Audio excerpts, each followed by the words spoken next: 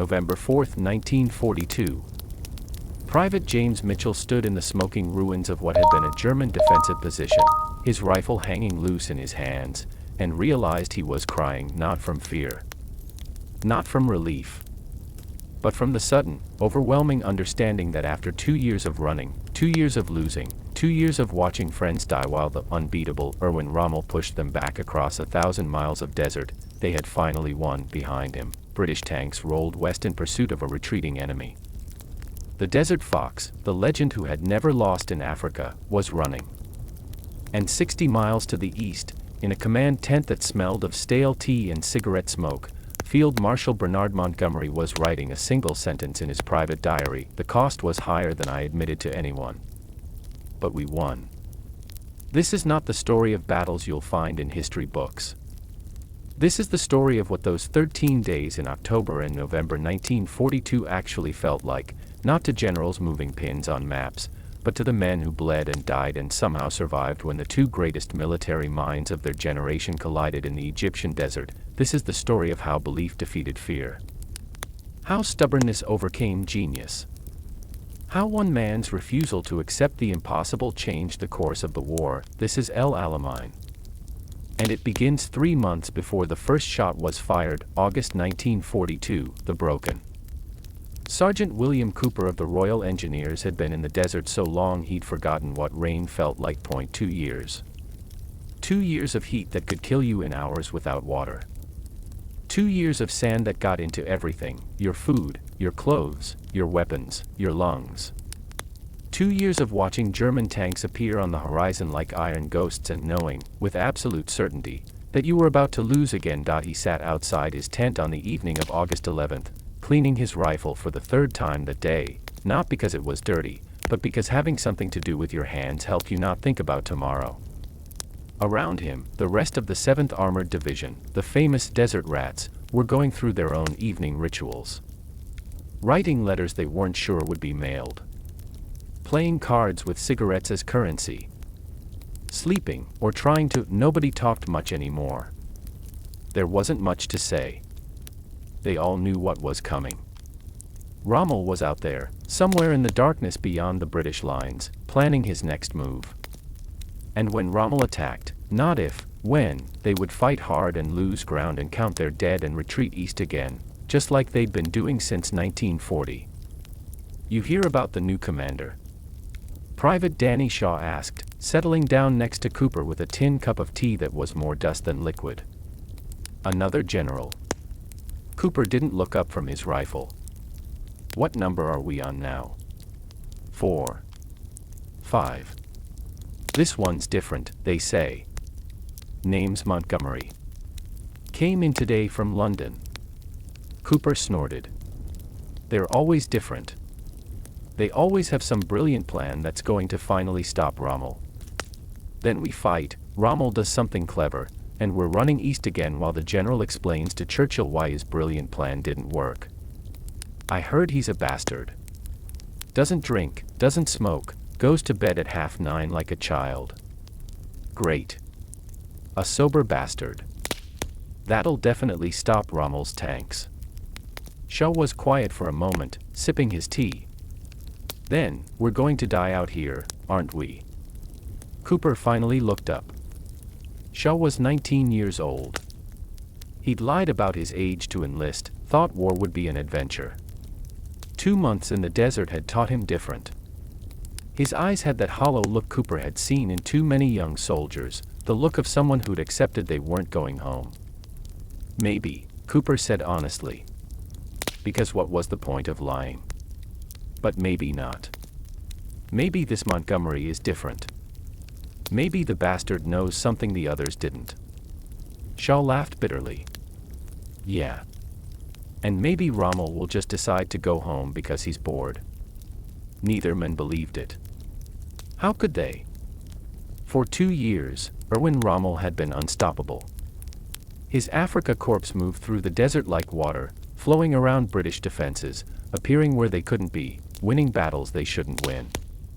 German soldiers called him, Unser Rommel, our Rommel.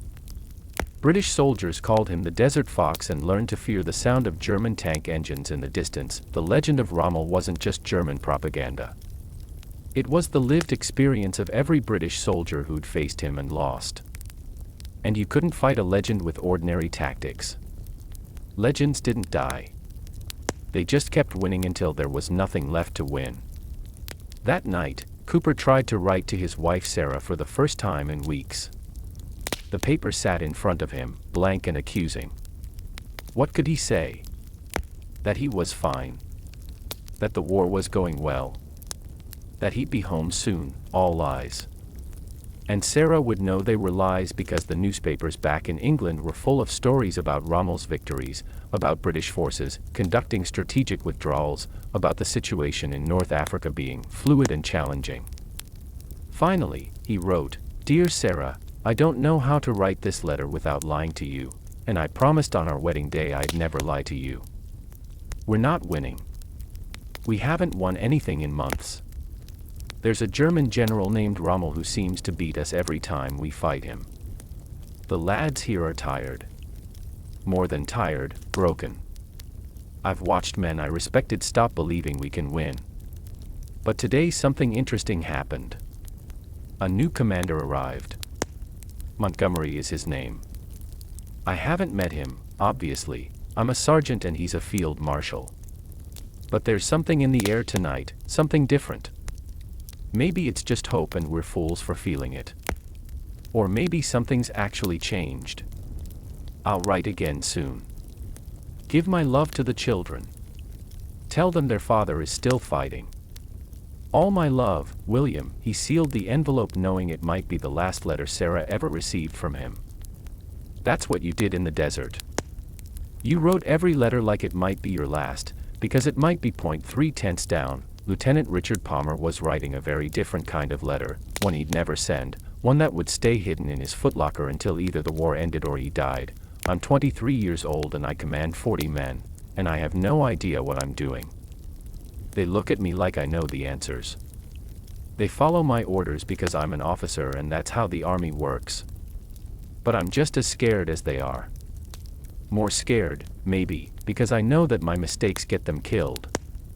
We lost 8 men last week in a skirmish that accomplished nothing. I made a decision to advance when I should have held position. 8 families back in England will get telegrams because I was wrong. There's a new commander. Montgomery. The colonel says he's different, that he's never been beaten. But they said that about the last one too. I want to believe it. God, I want to believe we can actually win. But belief doesn't stop bullets. Belief doesn't make our tanks better than German tanks. Belief doesn't make me a better officer. If I die out here, I hope someone finds this and knows I tried. I tried so hard. But I don't know if trying is enough anymore." Palmer sealed the letter in an envelope marked, "To be opened only in the event of my death," and placed it at the bottom of his footlocker under his spare socks. Then he went outside to check on his men, forcing his face into an expression of confidence he didn't feel, because that's what officers did. You lied with your face while your heart was screaming. Montgomery arrived at 8th Army Headquarters on August 12, 1942, and immediately started breaking every unwritten rule of British military culture. He didn't attend the welcoming reception. He didn't make courtesy calls on senior officers. He didn't spend days getting briefed on the situation while drinking tea and being diplomatic. Instead, at 8 p.m. on his first day in Egypt, he called a meeting of every officer above the rank of major. No warning. No agenda. Just, headquarters tent. 8 p.m. Be there. Major Jeffrey Harris had been in the desert since 1940.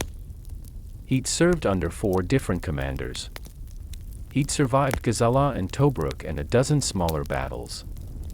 He walked into that tent expecting another version of the same speech they'd all heard before. We're going to study the situation carefully, develop a comprehensive strategy, coordinate with our allies, and ensure we have adequate resources before committing to any major offensive operations.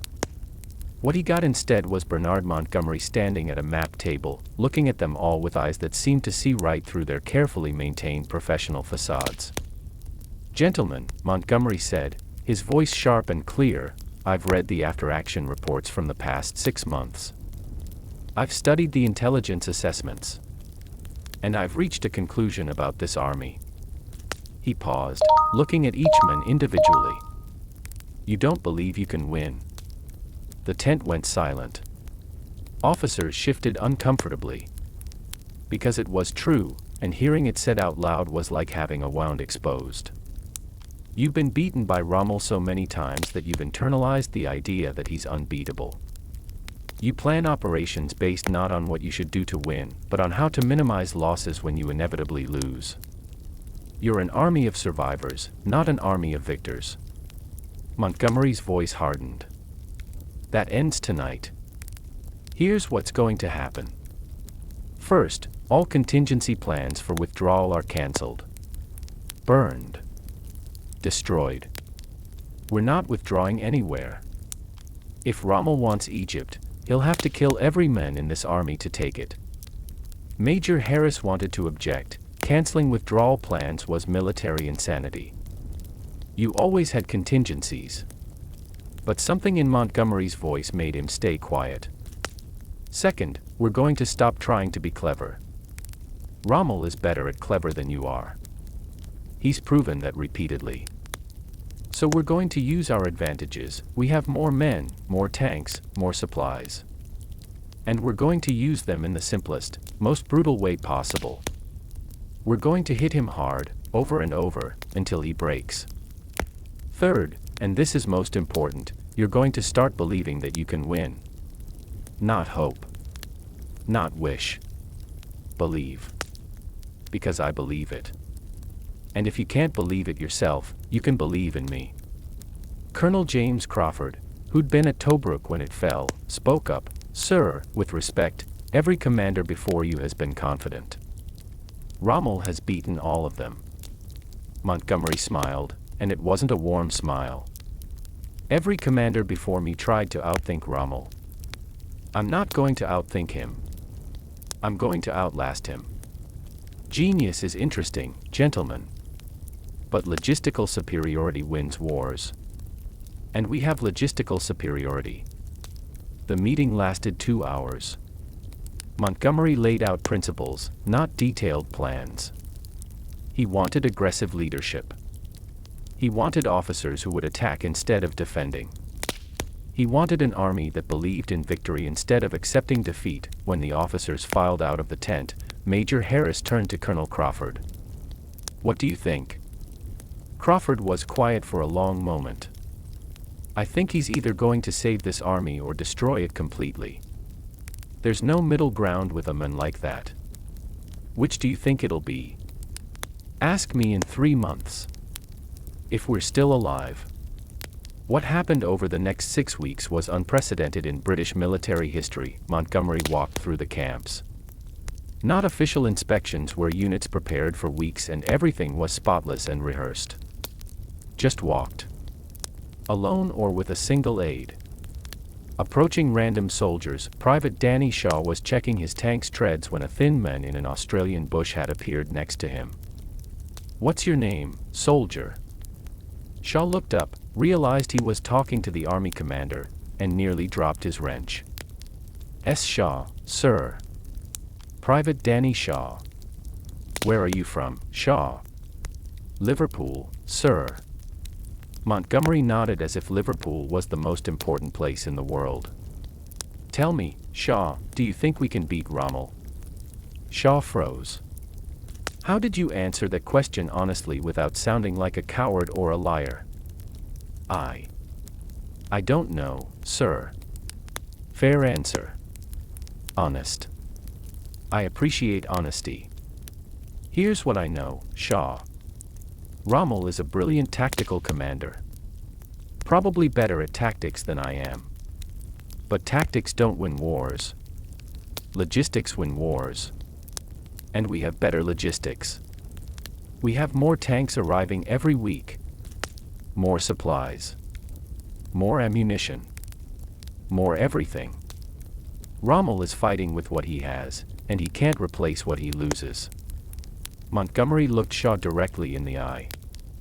I'm going to make you a promise, Private Shaw. We are going to attack Rommel in the next few months. Many men will die. It won't be easy or quick or glorious. But we will win. I guarantee it. Can you believe that? Shaw wanted to say no. Wanted to explain that he'd heard promises before. But something in Montgomery's absolute certainty made him nod. Yes, sir. I believe you. Good. Now finish checking those treads. When we attack, I need that tank running perfectly. Montgomery walked away, leaving Shaw staring after him, feeling something he hadn't felt in months, actual hope. This scene repeated hundreds of times over 6 weeks. Montgomery would appear in camps, talk to random soldiers, ask them where they were from, tell them they were going to win. Not hope to win. Not try to win. Going to win.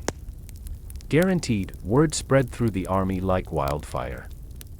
The new commander actually talks to us. Looks you in the eye. Remembers your name. And he acts like winning is a fact, not a possibility. Sergeant Cooper heard about it from 3 different soldiers before he finally saw Montgomery himself. The general walked into the engineer section while Cooper was training new recruits on mine detection. Sergeant Cooper, Montgomery said, somehow knowing his name without being told. Sir. Cooper saluted, confused. I understand you've been in the desert since 1940. That you survived Gazala. That you're one of the best mine detection instructors in the army. Cooper blinked. How did Montgomery know any of that? Yes, sir. Then you know better than most what we're facing. What Rommel is capable of. And you're still here, still training soldiers, still doing your duty. That takes a particular kind of courage, not the flashy kind, but the stubborn kind that actually matters. Montgomery leaned in slightly. When we attack Rommel, your mine detection teams will be crucial. The first men into the enemy minefields. Dangerous work. Essential work. I need to know I can count on you.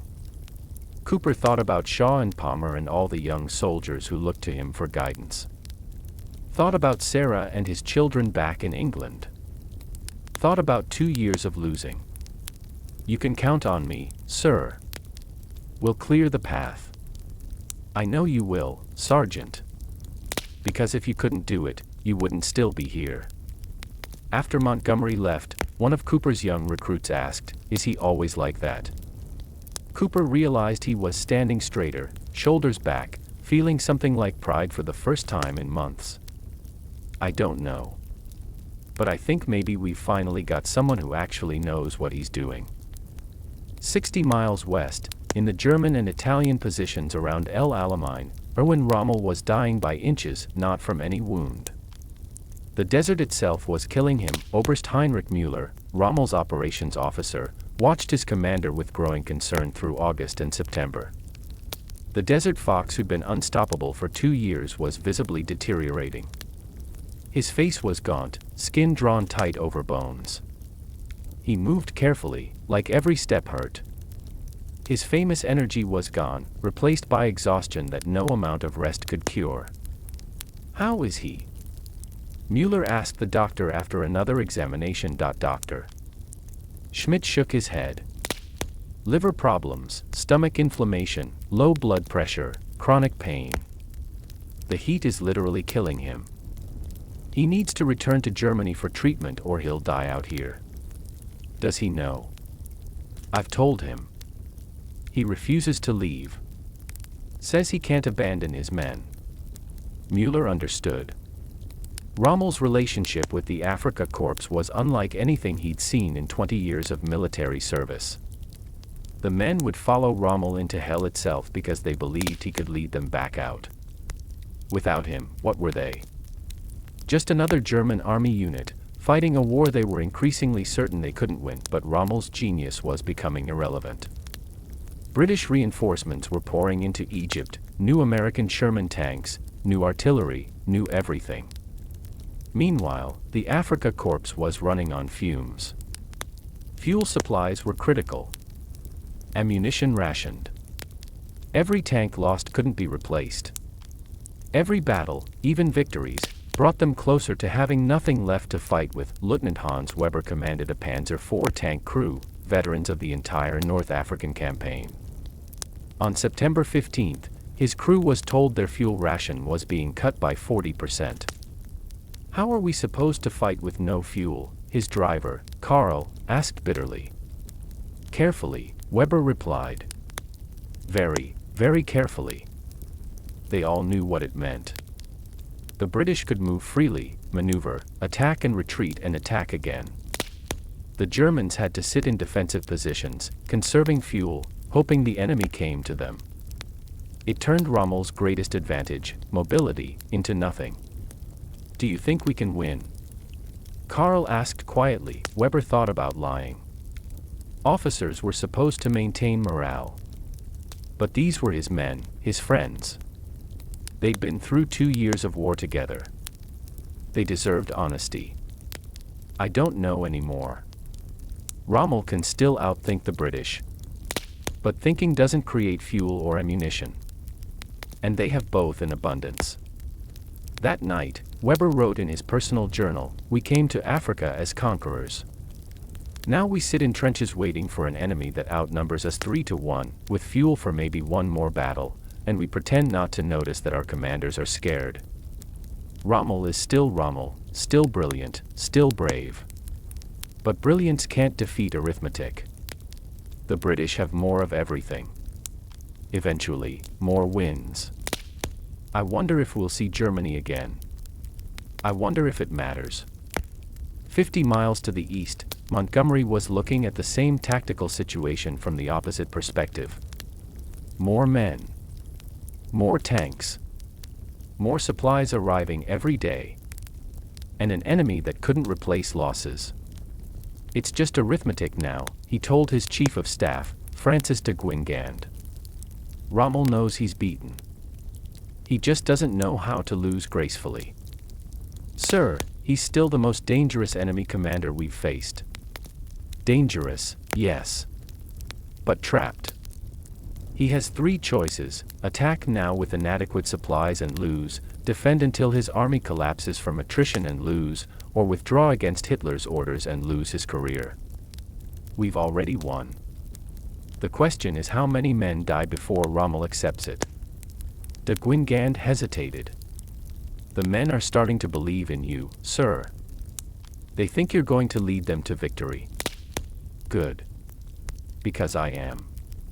But sir, the casualties, when we attack, the projections show. Montgomery's expression hardened. I know the projections. I know exactly how many men will die. That's not arrogance speaking. That's mathematics. And the mathematics are clear. If we do nothing, Rommel eventually receives reinforcements and we're back where we started. If we attack now, we lose several thousand men but destroy the Afrika Korps as a fighting force. It's not a difficult calculation. It's difficult for the families who receive telegrams. For a moment, just a moment, something flickered in Montgomery's eyes: doubt, guilt, humanity. Then it was gone, locked away behind professional necessity. Yes. It is. Which is why I intend to make their sacrifice mean something. We're not going to attack and hope it works. We're going to attack and guarantee it works. Even if it costs more in the short term, we're going to end Rommel's threat permanently. De Guingand left the meeting understanding 2 things. Montgomery was absolutely certain they would win. And Montgomery would carry the weight of every death alone, never showing it, never admitting the cost, but Montgomery's certainty was about to face its greatest test. Because 60 miles away, Rommel had just made a decision that would change everything. September 1942, madness or genius. You want to do what? Major Jeffrey Harris stared at the battle plan Montgomery had just presented, certain he'd misunderstood something fundamental. Montgomery's expression didn't change. Attack straight at their strongest point. Here. He tapped the map where German defenses were thickest. Multiple minefields, concentrated artillery, their best troops. We're going to hit them head on. Sir, that violates every principle of warfare. You attack weakness, not strength. Flanking maneuvers, mobility, finding gaps, that's how battles are won. That's how battles against normal commanders are won, Montgomery corrected. Rommel isn't normal. He's a genius at mobile warfare. His entire defensive strategy assumes we'll try something clever, flanking movements, surprise attacks through supposed gaps in his lines. He's prepared for clever. He's not prepared for stupid. Colonel Crawford spoke up. Sir, you keep calling your own plan stupid. It is stupid. Tactically stupid. Which is precisely why it'll work. We're going to gather every tank, every gun, every soldier we have and smash straight through the center of his line. No finesse. No cleverness. Just overwhelming, brutal force. The room erupted in objections. This wasn't how British officers fought. This was butchery. This was treating warfare like a brawl instead of a chess match. Montgomery let them talk for exactly 2 minutes. Then he raised his hand and silence fell immediately. Gentlemen, let me be clear about something. We are not trying to win Rommel's respect. We are not trying to demonstrate tactical sophistication. We are trying to destroy his army and end the threat to Egypt. That's all. And the simplest way to do that is to use our advantages, numerical superiority and logistical depth, to grind his forces down until they cease to exist as an effective fighting unit. He pointed at the casualty projections on the table. Yes, we'll take heavy losses. Initial estimates suggest 10,000 to 15,000 casualties. That's not a maybe, that's a certainty. Some of the men you command will die following this plan. I'm not going to pretend otherwise. Major Harris felt sick. 10,000 casualties. 10,000 telegrams to families. 10,000 graves in the desert. But, Montgomery continued, his voice harder now, if we try to be clever, if we attempt some brilliant flanking maneuver that Rommel predicts and counters, we lose. And then we take casualties and achieve nothing. At least this way, the men who die will die accomplishing something permanent, the destruction of the Africa Corps. It's still butchery, someone muttered. Yes, Montgomery agreed simply. It is. War is butchery. The question is whether the butchery achieves something worthwhile. This will. The plan had a name, Operation Lightfoot. It would begin with the largest artillery barrage in British history, 1,000 guns firing simultaneously for hours, turning German defensive positions into moonscapes. Then infantry would advance through the minefields in the darkness, marking safe paths. Finally, armor would pour through those paths in overwhelming numbers. It would be slow. It would be methodical. It would cost thousands of lives, and it would work, because Rommel had no answer to simple arithmetic. For 6 weeks, Montgomery drilled the army in the new tactics. Not sophisticated maneuvers, just the basics, repeated until they were instinctive. Sergeant Cooper found himself training his mine detection teams 10 hours a day. Walk forward slowly. Sweep the detector in overlapping patterns. Mark every contact with white tape and stakes. Don't rush.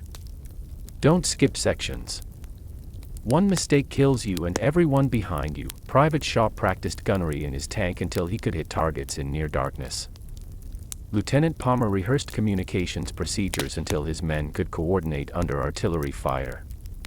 Every unit, every soldier, preparing for their specific role in Montgomery's simple, brutal plan. I feel like we're training to walk into a meat grinder, Shaw said one evening. Cooper didn't disagree. We are. But at least Montgomery's being honest about it. He's not promising it'll be easy. He's promising it'll work. That's more than the last 4 commanders gave us. October 15th, Montgomery called another officers' meeting. This time, he had a date. October 23rd, 9:40 p.m. That's when we attack. Every unit needs to be ready. Every soldier needs to understand their role. We get one chance at this, gentlemen. If we fail, Rommel survives and we're back to where we started, except weaker, demoralized, defeated. If we succeed, we end the Africa Corps as a threat and open the path to driving them out of Africa entirely. Major Harris raised his hand. Sir, what if Rommel attacks first? Intelligence suggests he's been planning an offensive. Montgomery smiled grimly. Then we beat him when he attacks, and then we launch our offensive when he's weakened. Either way, we win. The question is only timing. But Rommel didn't attack. On September 30th, he collapsed from illness and was evacuated to Germany for medical treatment.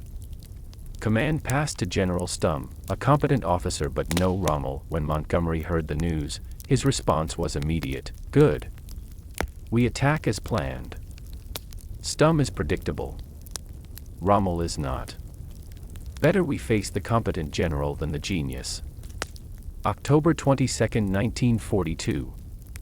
24 hours before the attack, Private Shaw wrote his last letter home. Dear Mum, tomorrow we attack. They say it's going to be big, the biggest battle in the desert so far. I won't lie, I'm scared. But I'm also ready. We have a commander now who actually believes we can win, and somehow that makes all the difference. If something happens to me, I want you to know I wasn't suffering. The desert is hard, but the lads I serve with are good men. We look after each other. Sergeant Cooper treats me like a son. Lieutenant Palmer is brave even when he's scared. We're not alone out here. I love you, Mum. Tell Dad I made him proud. Danny, Lieutenant Palmer wrote in his private journal, tomorrow I lead 40 men into battle. Statistically, some of them will die. I've done the mathematics. With our projected casualty rates, I'll lose 8 to 12 men. 8 to 12 families destroyed because I gave orders. But Montgomery says this battle will end Rommel's threat. If that's true, if we win tomorrow, maybe it prevents future battles. Maybe the men who die tomorrow save hundreds or thousands who would have died in battles next month, next year. I hope that's true. I hope their deaths mean something. Because if they don't, I don't know how I'll live with myself. Sergeant Cooper didn't write anything. He just sat outside his tent, cleaning his mine detector, thinking about Sarah and his children, and trying not to calculate his odds of surviving the next 24 hours. In the German positions, Lieutenant Weber was having similar thoughts. His tank was fueled, barely. They had ammunition for maybe 2 sustained engagements. After that, they'd be useless metal boxes in the desert. Do you think they'll attack tonight? Carl asked. Soon, Weber replied. They have to. They know we're getting weaker every day. Montgomery isn't stupid, he'll attack when he has maximum advantage. And we'll die in our tank because we don't have fuel to maneuver. Weber wanted to offer reassurance. Found he couldn't. Maybe. Or maybe we get lucky. War is random sometimes. Good men die for no reason. Fools survive by accident. We do our duty and hope the odds favor us. That night, thousands of men on both sides tried to sleep, knowing tomorrow would change everything. At 9 p.m. on October 23rd, Montgomery stood in his command post. His staff officers were making final checks. Communications confirmed. Artillery coordinates verified. Infantry units in position. Armor ready to advance. 9:30 p.m. Montgomery went outside and looked west, toward the German positions invisible in the darkness. Somewhere out there, 116,000 German and Italian soldiers waited, not knowing that in 10 minutes their world would explode. Montgomery thought about the casualty projections he'd memorized. 13,000 British soldiers would become casualties over the next 2 weeks. 13,000 men who'd believed his promises, who'd trusted that he knew what he was doing. "I hope I'm right," he whispered to himself, too quietly for anyone to hear. "God help me, I hope I'm right." 9:40 p.m.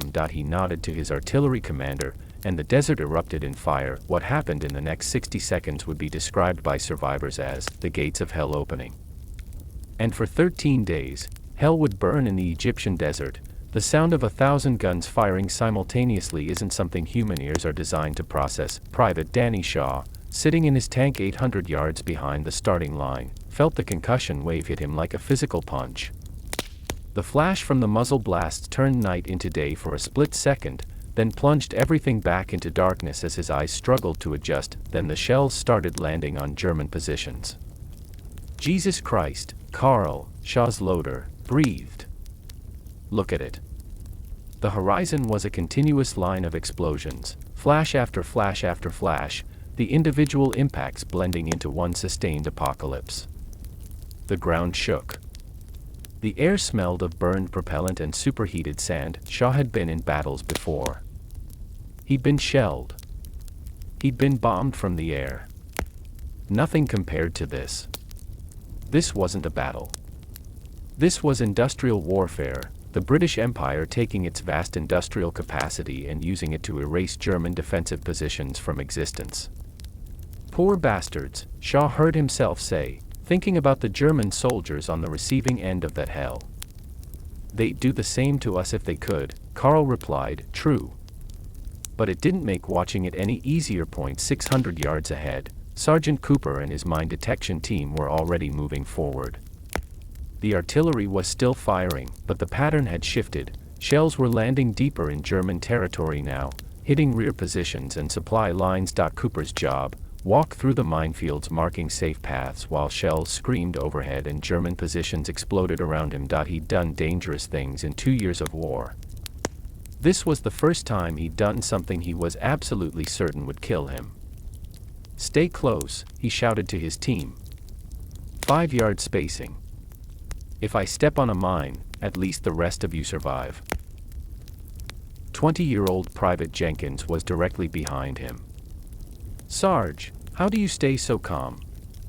Cooper laughed, a sound with no humor in it. "I'm terrified, Jenkins.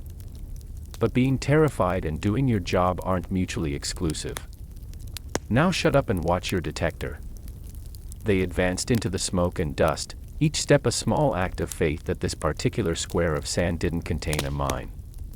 Cooper's detector beeped constantly. German minefields were dense, overlapping layers designed to stop exactly what they were attempting. He marked each mine location with white tape and a stake. Behind him, combat engineers would widen the path. Behind them, tanks would pour through. If they succeeded. If they didn't step on the one mine the detector missed. If they didn't get shot by German defenders who were somehow still alive in that hell. So many ifs. In the German positions, survival was random and terrifying. Lieutenant Hans Weber's tank crew had survived the initial artillery barrage by pure luck. Their position had been between impact zones, close enough to feel every explosion but far enough to avoid the worst. Weber's ears were ringing so badly he couldn't hear his crew shouting over the intercom.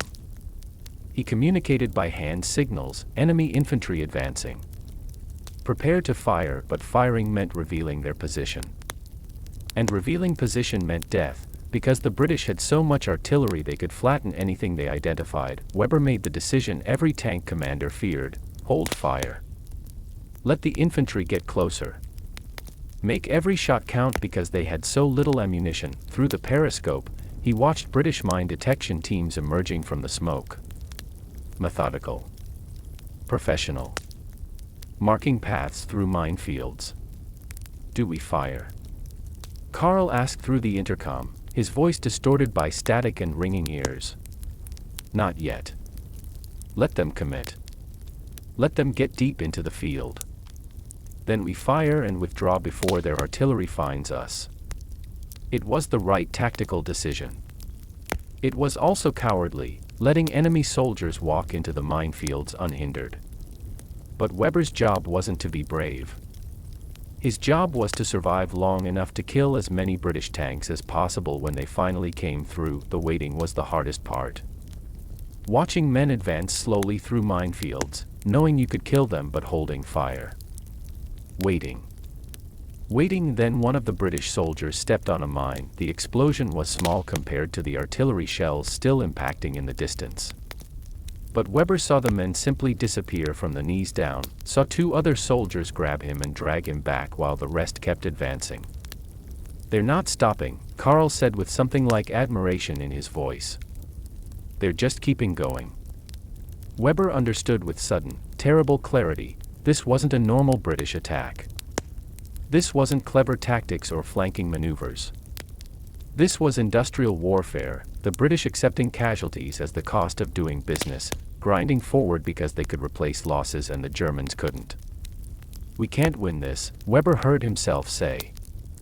"Not this battle. Not anymore." No one disagreed. By dawn on October 24th, Sergeant Cooper's mine detection team had cleared 3 paths through the German minefields. Each path was marked with white tape and stakes, safe corridors for armor to advance. Cooper had started the night with 12 men. He finished with 7. 5 men dead or wounded so badly they'd been evacuated. 5 families who would receive telegrams. Private Jenkins, who'd asked how Cooper stayed calm, had stepped on a mine 4 hours into the advance. He died instantly, which was the only mercy the desert offered. Cooper sat on the ground, too exhausted to stand, and tried not to think about Jenkins' parents. Tried not to imagine the telegram they'd receive.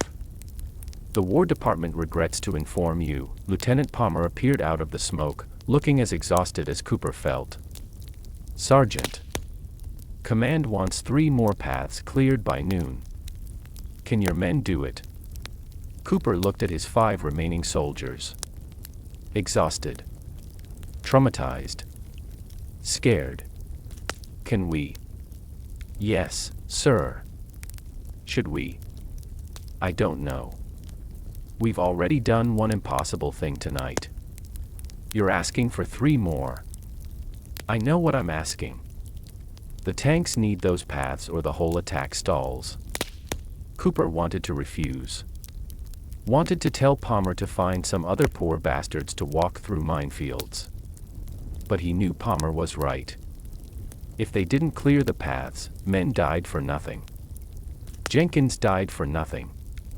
"Give us an hour to rest. Then we'll do it." "Thank you, Sergeant." "Don't thank me yet, sir. Thank me if we survive." By noon, they'd cleared 2 more paths. Cooper's team was down to 4 men. But British tanks were pouring through, advancing into German defensive positions, exploiting the breakthrough. Private Shaw's tank advanced through one of Cooper's paths. The white tape and stakes looked so fragile, such a thin line between safe and instant death. Shaw watched his driver follow the path precisely, not deviating even an inch, knowing that one mistake would kill them all. Then they were through, into open ground behind the minefield, and Shaw's tank commander was shouting targets over the intercom. "German anti-tank position, 10 o'clock. Carl, load armor piercing."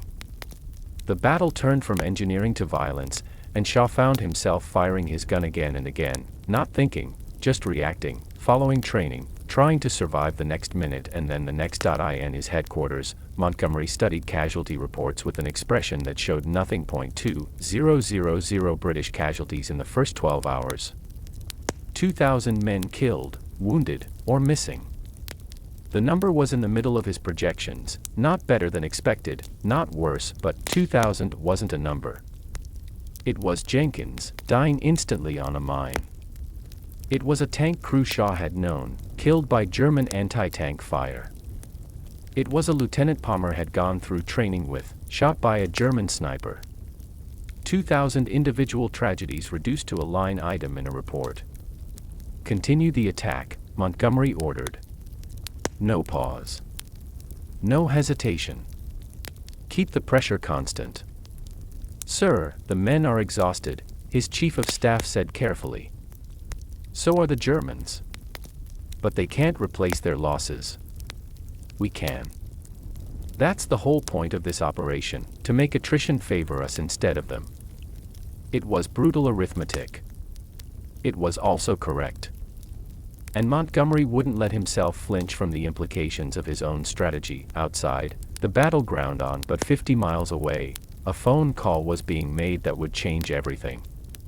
Because the Desert Fox had just received the news that would force him to make an impossible choice. October 25th, the call.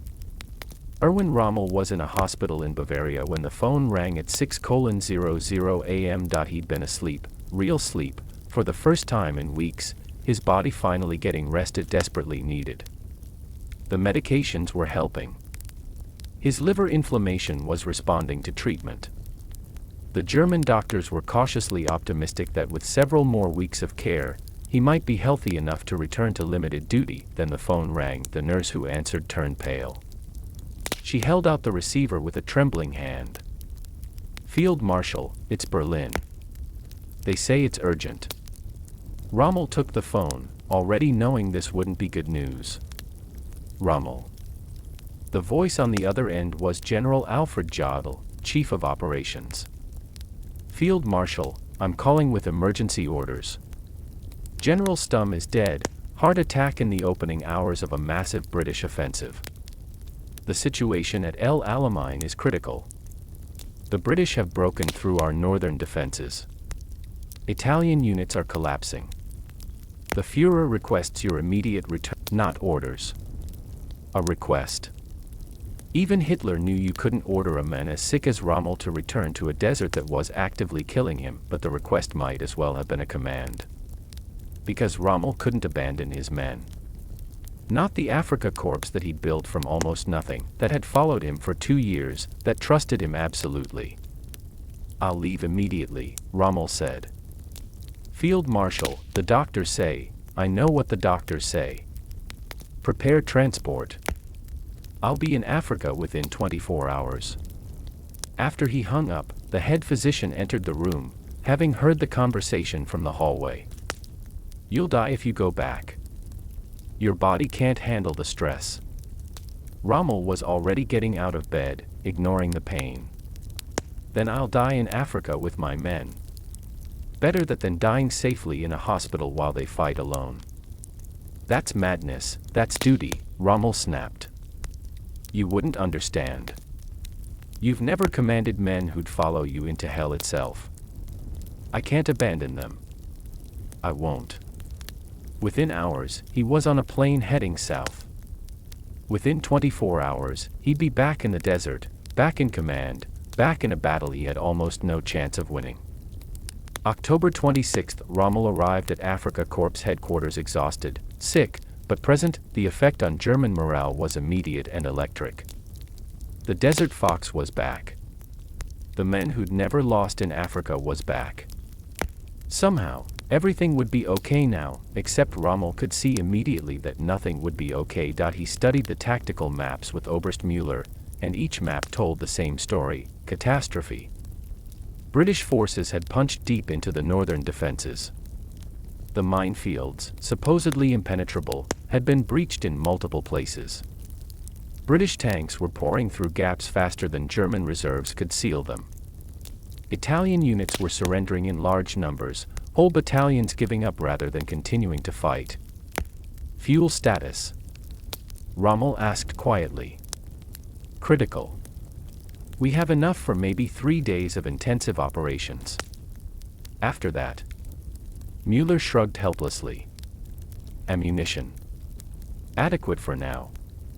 But no resupply convoys are getting through. The Royal Navy has established a complete blockade. Reinforcements? None. Berlin has nothing to send.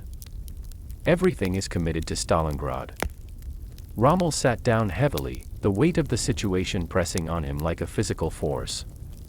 For the first time in his military career, he looked at a battlefield and couldn't see a path to victory. Only paths that delayed inevitable defeat, but he was Rommel. The men were watching him, waiting for orders, believing that somehow their commander would find a way to win because he always found a way to win. He couldn't let them see his despair. "All right," Rommel said, forcing strength into his voice. "We can't win by defending. Montgomery has too much. So we attack. We use our remaining mobile forces to hit his supply lines. We make him pay for every yard. We make this so costly that even if we lose, he'll think twice before pursuing us. Orders flowed. Counterattacks were organized. German tanks, precious and irreplaceable, were committed to assaults designed to disrupt the British advance, and for a few days, it worked. The British advance slowed. Montgomery's forces took casualties. German tactical brilliance was still making a difference, but tactical brilliance couldn't manufacture fuel. Couldn't create ammunition from sand. Couldn't replace the tanks being destroyed faster than they could inflict damage. In his headquarters, Montgomery received reports of Rommel's return with mixed feelings. "Sir, intelligence confirms Rommel is back in command," Major Harris reported. "German resistance has stiffened noticeably." Montgomery nodded. "Expected. Rommel's presence gives them hope. But hope doesn't create fuel or ammunition. We continue as planned. Constant pressure. No respite. We make him choose between attacking and depleting his fuel completely, or defending and watching us grind his positions down. The men are nervous about facing Rommel again. The men believe in me now more than they fear Rommel. That's what the last 2 months were about, replacing their fear of Rommel with trust in us. Continue the attacks. Rotate tired units out, bring fresh units in. We have that luxury. Rommel doesn't. It was brutal. It was effective. And it was slowly, inexorably destroying the Afrika Corps. By November 1st, Rommel faced a situation he'd never confronted before: certain defeat. His fuel reserves were nearly exhausted. His ammunition was dangerously low. Every counterattack cost him tanks he couldn't replace. Italian units were surrendering en masse. The British kept coming, wave after wave, accepting casualties that would have crippled a normal army. At 2 p.m., Rommel made the hardest decision of his military career.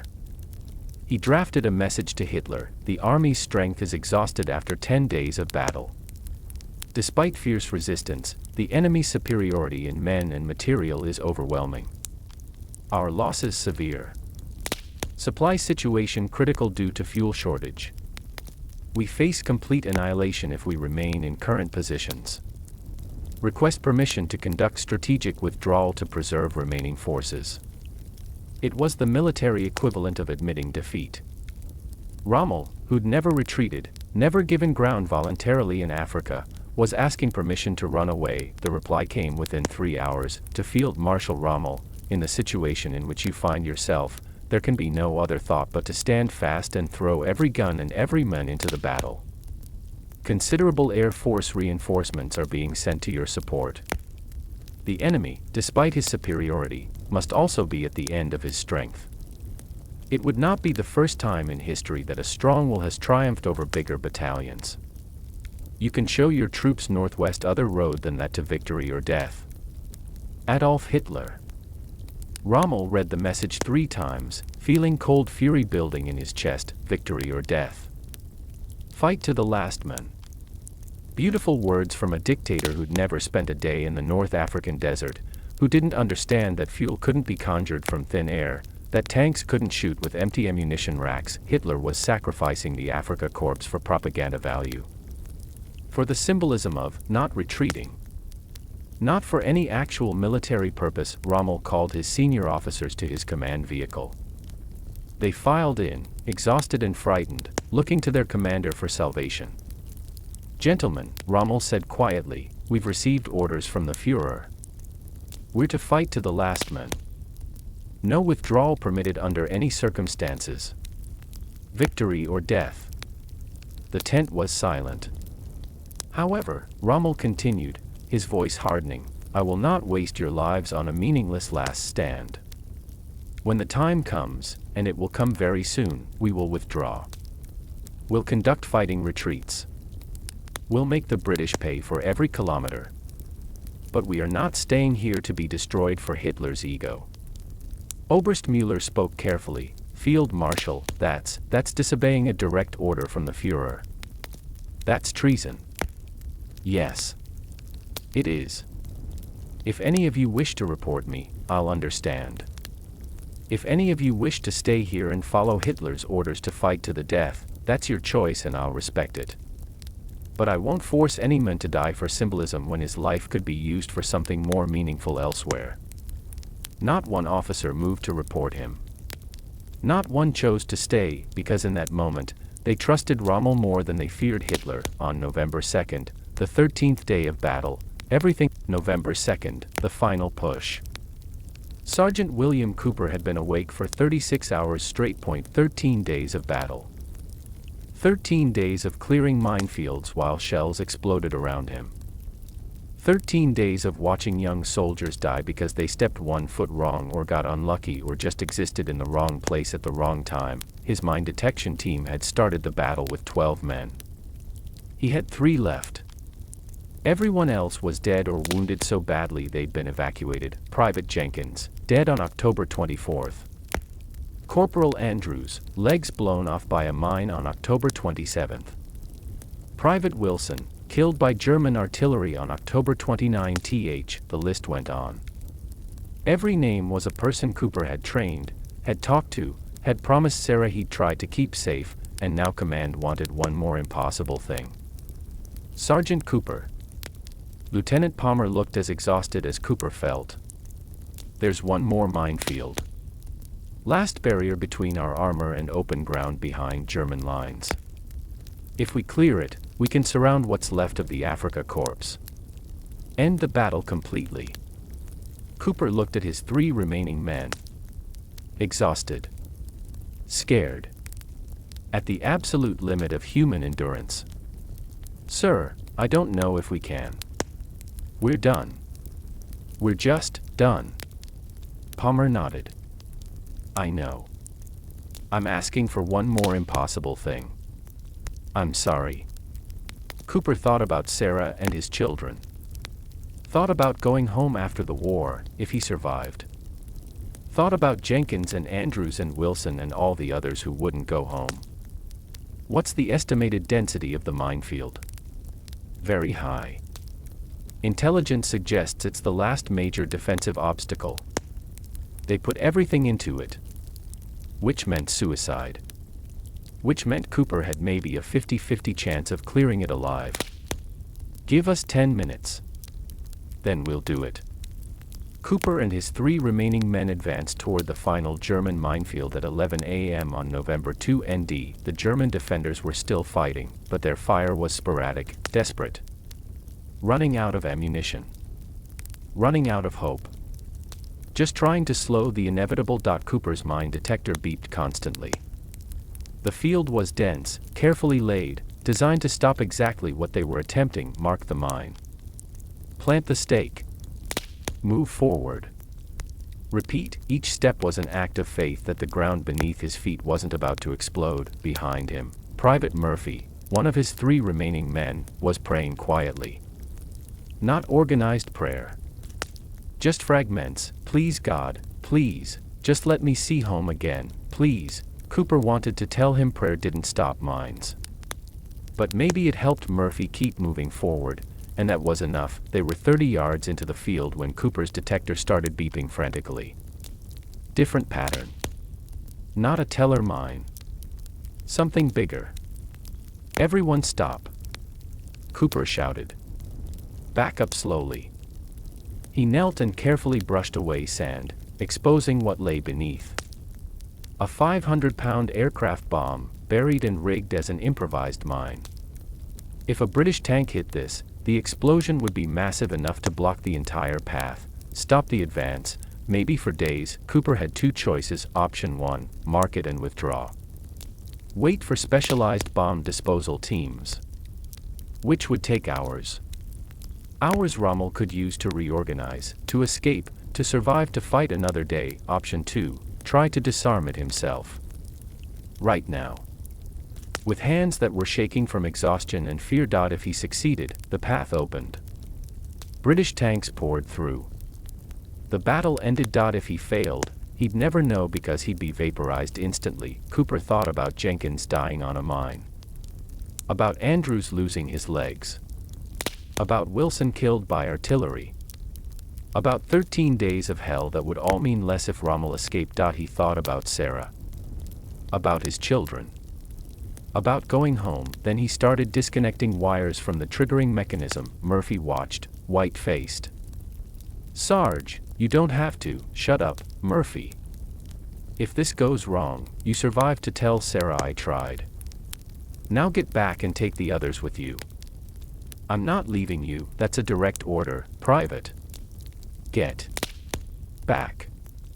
Murphy retreated 30 yards, far enough to survive if the bomb detonated, close enough to see what happened. Cooper's hands were surprisingly steady despite the exhaustion and fear. Maybe because he was too tired to properly process terror anymore. Maybe because he'd accepted that either way, success or death, at least the uncertainty would be over. Wire by wire, he disconnected the triggering mechanism. Each time expecting it to be the last thing he ever did. Each time surprised when nothing happened. 5 minutes. 10 minutes. 15. Then the last wire was free, and the bomb was inert, and Cooper was still alive. He stood up on legs that barely supported him and waved the all-clear signal. Behind him, British tanks started rolling through the cleared path. Murphy ran forward and grabbed Cooper in a hug that almost knocked them both over. "You crazy bastard. You're the bravest man I've ever seen."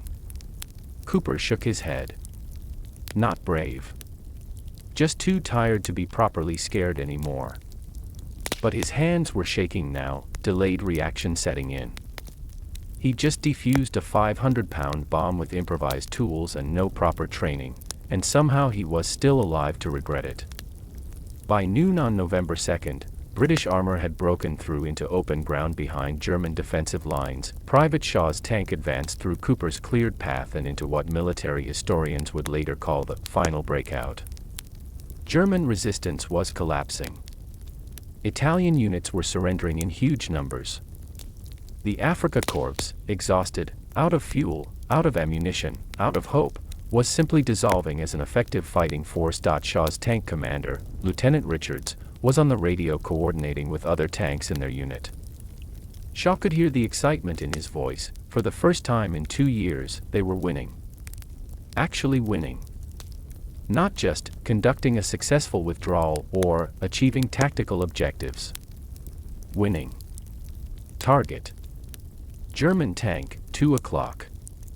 Richards shouted. Shaw's gun was aimed and fired before he fully processed the order. The German tank, a Panzer IV that would have terrified him 3 months ago, exploded as the armor-piercing shell penetrated its thinner side armor. Hit. Good shooting, Shaw. They kept advancing. Kept firing. Kept winning. In his command vehicle, Rommel received reports of the British breakthrough and understood immediately. It was over. All the tactical genius in the world couldn't change basic mathematics. The British had broken through. His remaining forces were surrounded or in the process of being surrounded.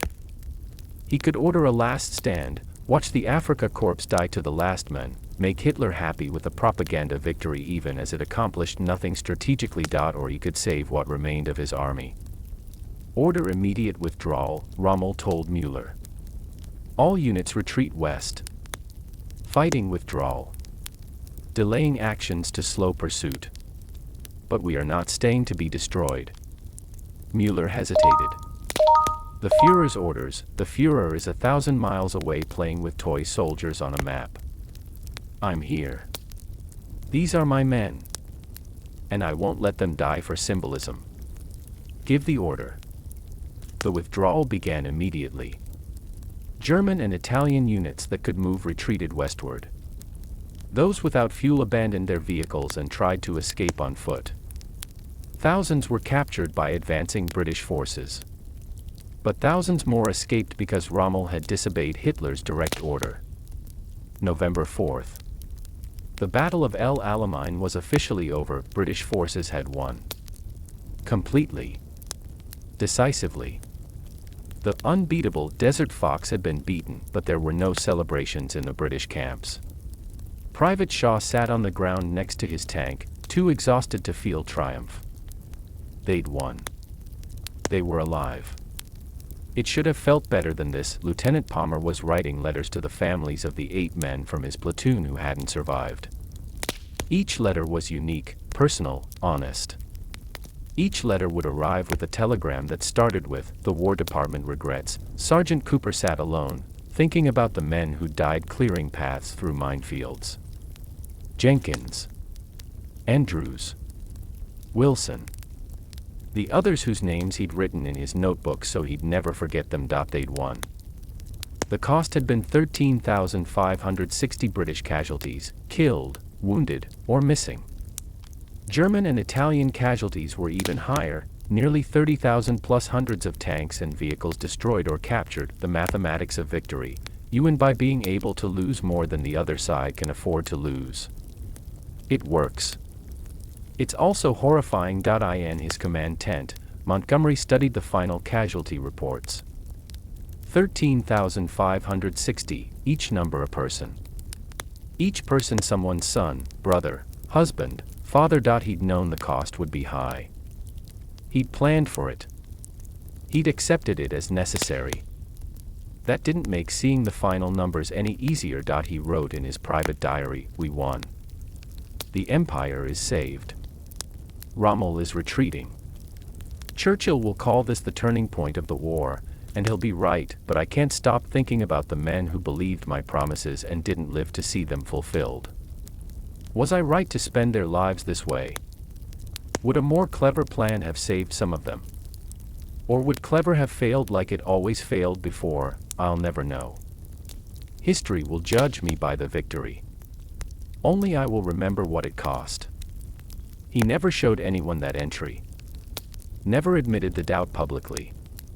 To the world, Montgomery remained the confident victor, but alone, he carried the weight. Private Danny Shaw survived the war. He returned to Liverpool in 1945, got a job at the docks, married his childhood sweetheart. He never talked about the desert to anyone except other veterans who'd been there. Only they understood. He kept Shaw's last letter to his mother in a drawer. Sometimes he'd take it out and read it, remembering the 19-year-old boy who'd been so scared and so brave. Sergeant William Cooper survived too. He went home to Sarah and his children and tried to forget the faces of the men who died in minefields. It didn't work. The faces stayed with him until he died in 1983, an old man who still sometimes woke up screaming about bombs and sand. Lieutenant Richard Palmer became Captain Palmer, then Major Palmer. He fought through Sicily and Italy and France. He survived the war but never stopped feeling guilty about the men who hadn't. He kept his private journal, the one where he admitted his fears and doubts, hidden until his death. His children found it when cleaning out his belongings and finally understood why their father had been so distant, so sad. Even decades after the war ended. On the German side, Lieutenant Hans Weber was captured during Rommel's retreat. He spent 3 years in a British POW camp, which turned out to be lucky. Many of his comrades who stayed with the Afrika Korps died in Tunisia 6 months later when German forces in Africa finally surrendered completely. He returned to Germany in 1948, to a country that barely existed anymore, destroyed by the war it had started. He got a job, married, had children. He never spoke about the war except to say he'd served in Africa.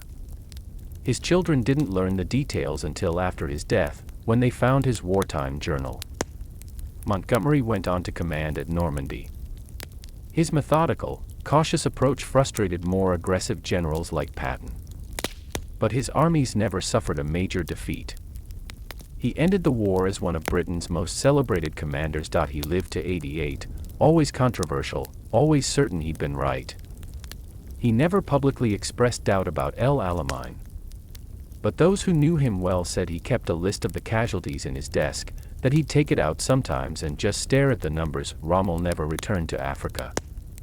He was given command in France, tried to stop D-Day, failed against the same overwhelming force that defeated him at El Alamein. When German officers plotted to assassinate Hitler, Rommel was implicated. Rather than face trial, he took poison in October 1944. He was 52 years old. Montgomery sent representatives to the funeral. Later he wrote, "Rommel was a great general. I beat him, but I never stopped respecting him. He fought for a terrible cause, but he fought honorably. History should remember him as a soldier. The Battle of El Alamein wasn't won by brilliant tactics. It was won by arithmetic and logistics and the willingness to accept casualties that would have been unthinkable in earlier eras of warfare. Montgomery understood that modern war wasn't about clever generals outthinking each other. It was about industrial capacity, supply chains, and the brutal mathematics of attrition. He had more of everything. He used it relentlessly. And he won. The cost was 13,560 British casualties. Each one a person. Each one believed Montgomery's promise that they would win. Most of them never saw the victory they died for. That's the truth of El Alamein. Not the simplified story of good versus evil. Not the legend of tactical genius. But the complex, uncomfortable reality: victory costs. The question is whether the cost was worth it. Montgomery thought it was. He carried the weight of that decision for the rest of his life. The men who died never got to decide whether their deaths were worthwhile, and the men who survived carried scars, physical and psychological, that never fully healed. That's war. That's always been war. El Alamein was just the moment when the British Empire looked at the arithmetic of modern warfare and decided to pay the price. They won. And they never forgot what it cost. Wars aren't won by the bravest soldiers or the most brilliant generals.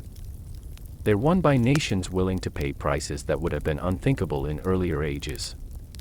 El Alamein was the moment Britain paid that price. And Montgomery never let himself forget what he'd purchased with other men's lives.